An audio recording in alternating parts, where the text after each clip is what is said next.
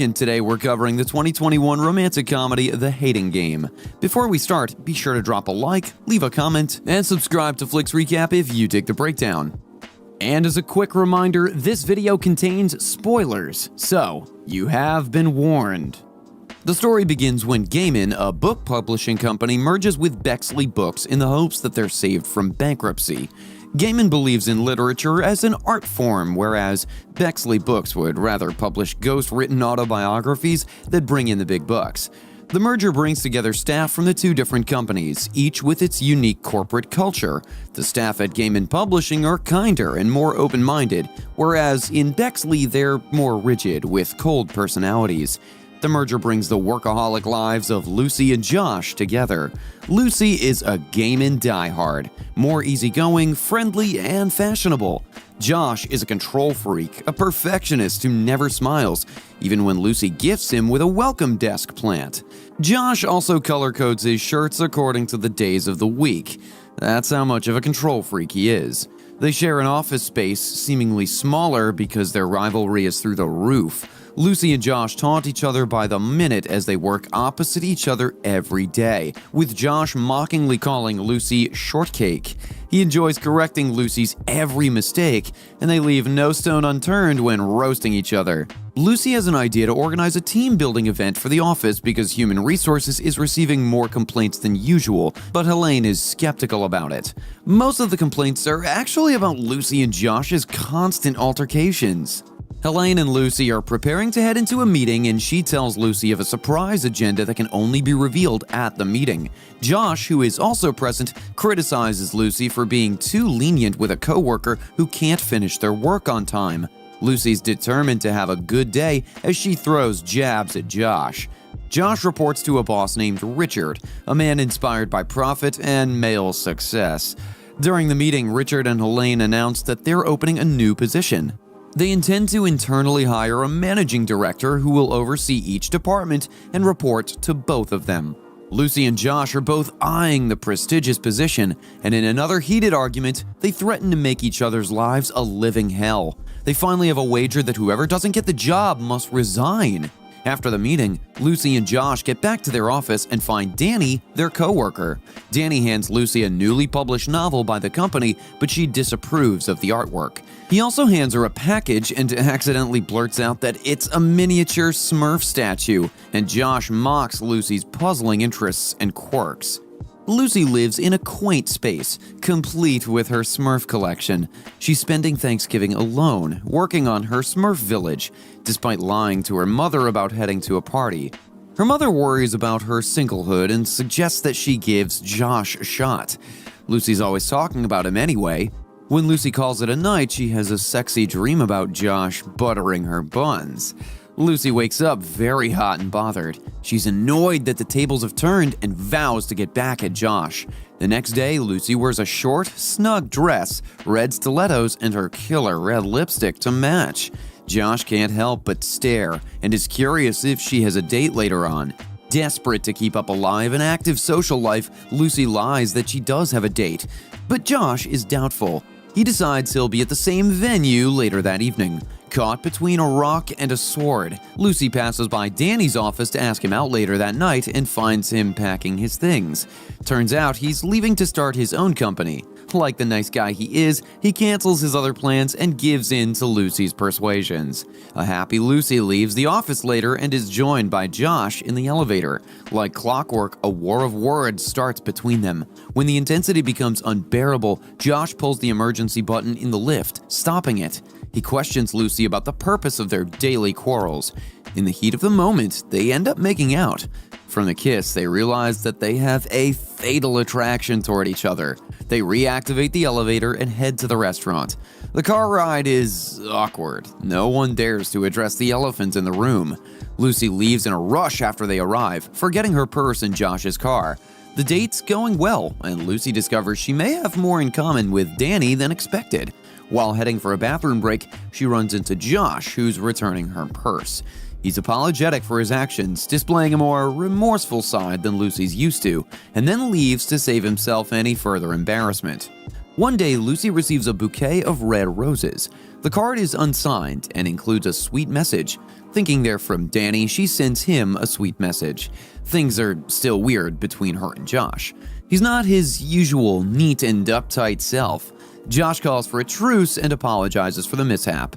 As they're figuring out the new dynamics of their work relationship, Helene stops by Lucy's desk to share the bad news that Josh's team-building proposal has been selected instead of hers, following a coin toss with Richard, leading to Josh gloating about being chosen to lead the paintballing team exercise. Josh paired everyone up for the activity, and he and Lucy are on the same team. Josh notices that Lucy appears unwell and possibly has a fever, but Lucy insists that she's fine and participates in the game. After losing, Lucy's determined to leave, but she accidentally throws up on Josh. Josh is well versed in medicine, coming from a family of doctors and having studied for a whole year. He takes Lucy home and manages her symptoms as he calls for professional help. Okay guys, quick pause to remind you to comment, like the video, and subscribe to the channel if you like what you see. On with the recap. Josh calls his brother Patrick, who's a doctor, to help treat Lucy. Right before leaving Lucy's house, Patrick reminds Josh to RSVP to his wedding in which he's set to marry Mindy. Josh only offers to think about it and ushers Patrick out. He stays over at Lucy's house and cleans the apartment, despite Lucy's protesting. Although they're getting vulnerable with each other, Lucy is still on edge and not as appreciative of Josh's acts of kindness. Lucy finally resumes work at the office, and Danny's ready with a bouquet of roses and endless talk to welcome her back. He follows Lucy to the office, but she's too preoccupied with thoughts of Josh. Danny asks Lucy out to dinner later that evening in Josh's presence. To her surprise, Lucy spots a single red rose on her desk, strawberry juice, which is her go-to drink when sick, and a sweet note. It then dawns on her that the sender of the red roses was Josh. In between her daily work and preparing the interview for the new job, Lucy is determined to make it up to Josh to even the playing field. She suggests being Josh's +1 to Patrick's wedding, something that sets him off. Lucy pushes him into a storage closet. They're unable to resist the heat between them in such an enclosed space, but Josh refuses to give in, convinced that Lucy is more interested in dating Danny. Later on, while on the date with Danny, Lucy is curious if he's ever wanted to kiss her. She jumps the gun and reaches across the table to lip-lock Danny.